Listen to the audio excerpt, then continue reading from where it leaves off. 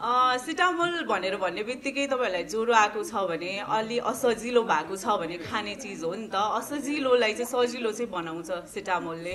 सुन्नुभयो 5000 देखि सुरु भएकोमा हामी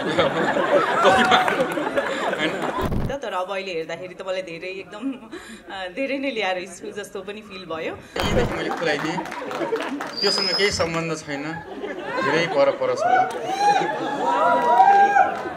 मैले यताकोलाई बढी टाइम दिँदाखेरि उताको मेकरको चित्त दुखाउँछु कि उतालाई धेरै दिँदाखेरि यताको पनि चित्त दुखाउँछु कि भन्ने पनि लागिरहेको छ।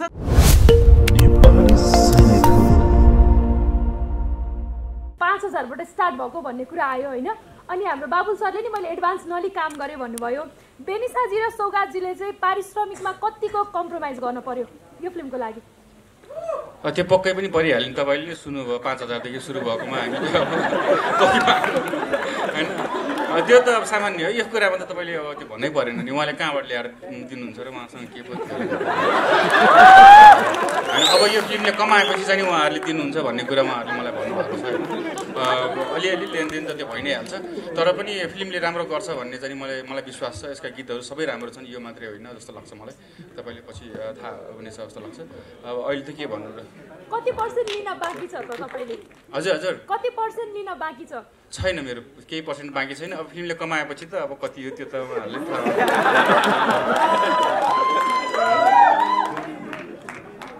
होइन, मेरो पनि लिन बाँकी छैन। एकदम रेस्पेक्टफुल नै अमाउन्ट दिनुभएको थियो, किनभने इन्टरनल्ली यस्तो भइरहेछ भन्ने नि थाहा थिएन र उहाँ डिरेक्टली आउनु भएको पनि थिएन।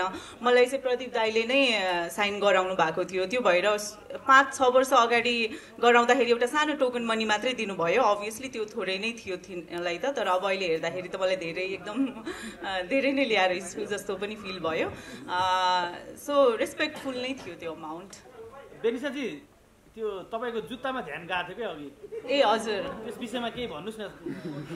पश्चिममा चाहिँ मैले देखेको र पश्चिमकै हुनुहुन्छ, उहाँलाई चाहिँ धेरै ज्ञान छ हाम्रो डिरेक्टर सरलाई। अनि उहाँले चाहिँ सानो सानो कुरा पनि यस्तो गरौँ, कपाल पनि यसरी बानौँ, यो उमेर समूहको महिलाहरूले चाहिँ यसरी कपडा लगाउँछ। अनि त्यहाँ चाहिँ धेरै उकालो ओह्रालो गर्नुपर्ने भएको कारणले गर्दाखेरि चाहिँ कम्फोर्टेबल सुज, अनि त्यो पनि अब हाम्रै Nepali brand gold star shoes चाहिँ एकदमै धेरै चल्दो रहेछ कि पश्चिममा। सो त्यही नै लगाउनु पर्छ भनेर चाहिँ अनि हामी लगाएको हो। अनि सिनेमामा पनि तपाईहरूले देख्नुहुन्छ त्यो क्यारेक्टरले पनि मोस्ट अफ द टाइम त्यो सुज लगाएको छ। हजुर हजुर,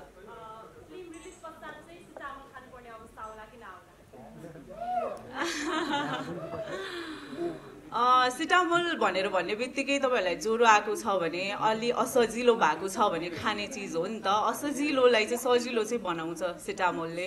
त्यो अब सिनेमाको हकमा अलिकति यस्तो खालको सिनेमा हेर्न पाए हुन्थ्यो, यसले चाहिँ अलिकति फ्रेस बनाउँछ भन्ने महसुस गर्नको लागि चाहिँ खाँदा फरक पर्दैन।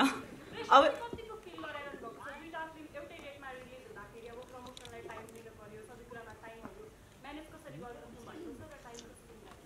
अभियसली अब दुईटा फिल्म नजुदेको भए हुन्थ्यो भन्ने त लागेको हो होइन। मैले कुरा पनि गरेको हो मेकरसँग। अब उहाँहरूको पनि आफ्नै कुराहरू हुन्छ। अब कलाकारको हातमा धेरै लिबर्टी पनि हुँदैन कुन डेटमा के गर्ने, अनि अर्को डिस्ट्रिब्युटरहरूको पनि कुरा हुन्छ। त्यो कारणले गर्दाखेरि अब अभियसली दुवै फिल्ममा मैले केही न केही देखेर नै साइन गरेको हो। आफूले गरेको प्रोजेक्टलाई 100% दिउँ भन्ने हुन्छ। अब टाइम दिने कुरामा चाहिँ कस्तो हुन्छ भने सकेसम्म प्रयास गर्ने हो, तर सकेसम्म 100% चाहिँ दिन नसकिएला कि भन्ने डर पनि छ। मैले यताकोलाई बढी टाइम दिँदाखेरि उताको मेकरको चित्त दुखाउँछु कि उतालाई धेरै दिँदाखेरि यताको पनि चित्त दुखाउँछु कि भन्ने पनि लागिरहेको छ। तर सकेसम्म प्रयास चाहिँ गर्छु दुवैतिर ब्यालेन्स गरेर लानलाई, किनभने मेरो लागि दुवै फिल्म नै उत्तिकै इम्पोर्टेन्ट छ। सौगातजी, यो झ्यानाकुटी भन्ने फिल्म रिलिज भएको थियो है पहिला, बेनिसाजी नै हुनुहुन्थ्यो, त्यहाँ पनि कुखुरा थियो, त्यहाँ पनि छोरा थियो। यसको पनि पोस्टरहरू हेर्दाखेरि त्यस्तै लाग्छ क्या, यो झुकिराख्नु भएको छ जस्तो लाग्छ क्या हामी जस्तो दर्शकहरू पनि। यस विषयमा थप के भन्न चाहनुहुन्छ? त्यो यो झ्यानाकुटीको सिक्वेल हो कि होइन? यो होइन भन्न चाहन्छु म। अरू थप के भन्न चाहन्छु? आज यहीँदेखि मैले खुलाइदिएँ त्योसँग केही सम्बन्ध छैन, धेरै परछ। यो बिल्कुलै होइन, अलग कथा हो यो। तपाईँले फिल्म हेरेपछि तपाईँले त्यस्तो चाहिँ लाग्दैन कि ठ्याक्कै त्यस्तै छ भन्ने जस्तो चाहिँ लाग्दैन। त्यो कुखुरा पनि फरक हो है फेरि।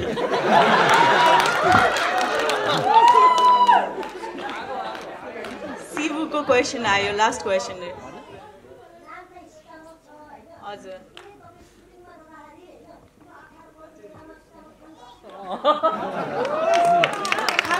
खानु परेको छ। अब कस्तो हुन्छ भने कहिलेकाहीँ कस्तो ठाउँहरूमा सुट गर्नु परिरहेको हुन्छ, कहिलेकाहीँ चाहिँ यत्रो टिम 100 जनाको टिम हुन्छ, आफू एकजनाले गर्दा मात्रै पनि सुटिङ नरोकियोस् भन्ने हुन्छ होइन, सबैजनाको सपना जोडिएको हुन्छ, त्यो कारणले गर्दाखेरि खाएर पनि गरेको छु।